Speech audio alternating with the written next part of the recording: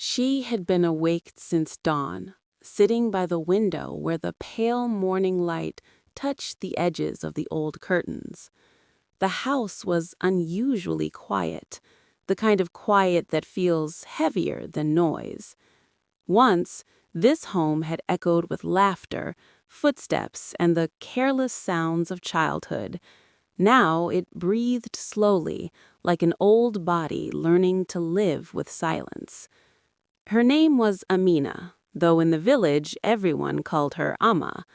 Time had folded itself gently into her face, leaving fine lines around her eyes and lips, each one holding a memory. She watched the birds gather on the electric wire outside and wondered how they always seemed to know where they belonged. Today was her son's wedding. For years she had imagined this day. She had planned it in her heart long before it arrived, just as she had planned his first steps, his school days, and his future.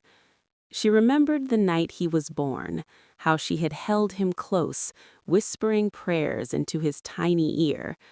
The world had seemed so large and uncertain then, and yet she had felt fearless because she had him.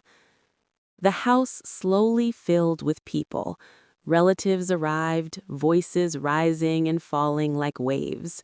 Women moved through the rooms, fixing decorations, adjusting clothes, laughing and complaining at the same time.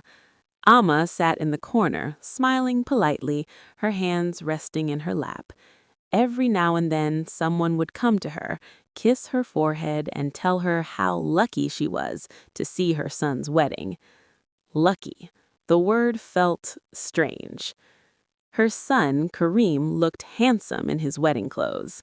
When he stood before her, she reached out and adjusted his collar, just as she had done when he was a little boy. For a moment, their eyes met, and she saw a flicker of the child he once was. Then someone called his name, and he turned away. As the rituals continued, Amma's mind wandered back through time. She remembered Kareem's childhood vividly.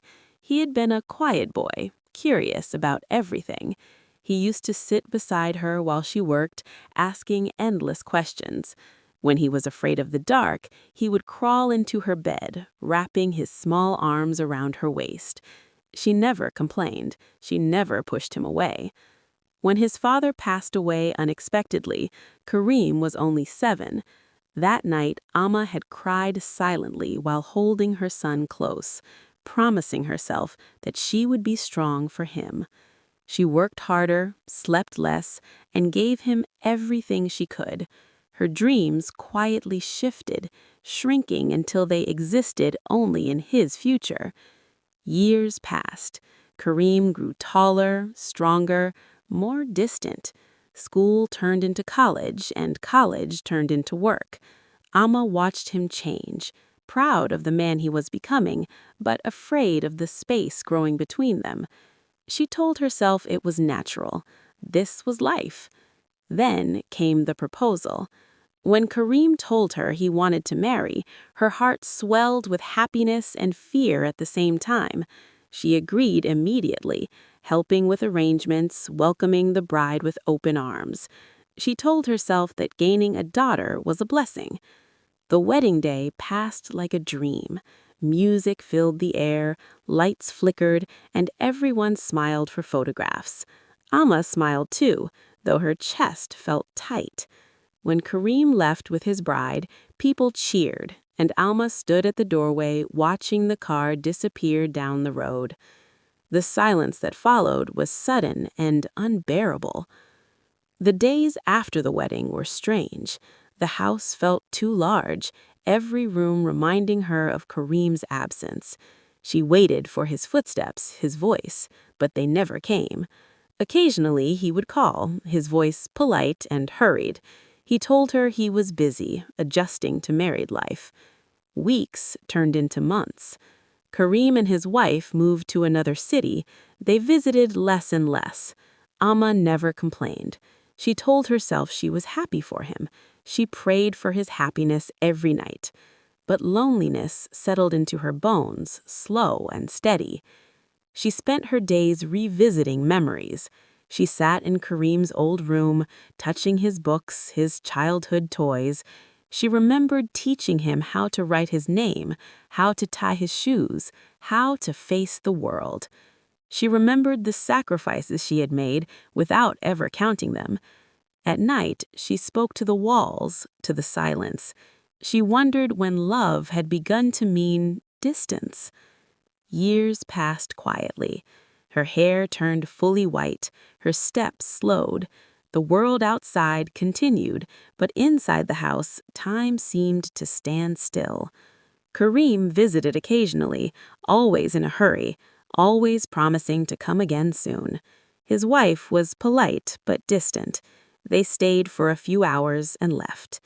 Each time, Amma smiled and waved them goodbye, then returned to her chair by the window. She no longer expected anything. She simply remembered. She remembered her own childhood, how her mother had waited for her brothers to return home, how she had promised herself she would never be alone in old age. Life, she realized, had its own plans. As her health declined, neighbors helped her. They brought food, medicine, and company. Amma remained grateful, never bitter. She believed bitterness only poisoned the heart. One winter evening, she felt unusually tired. She sat by the window, watching the sunset paint the sky in soft colors. She thought of Kareem as a child, running toward her with scraped knees and bright eyes.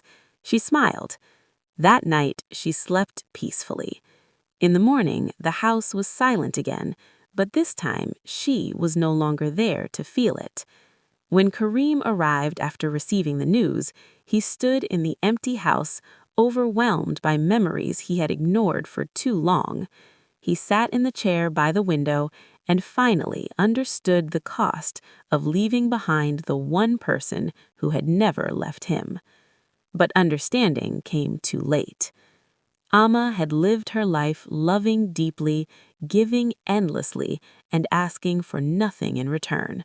And in the end, she left quietly, just as she had lived.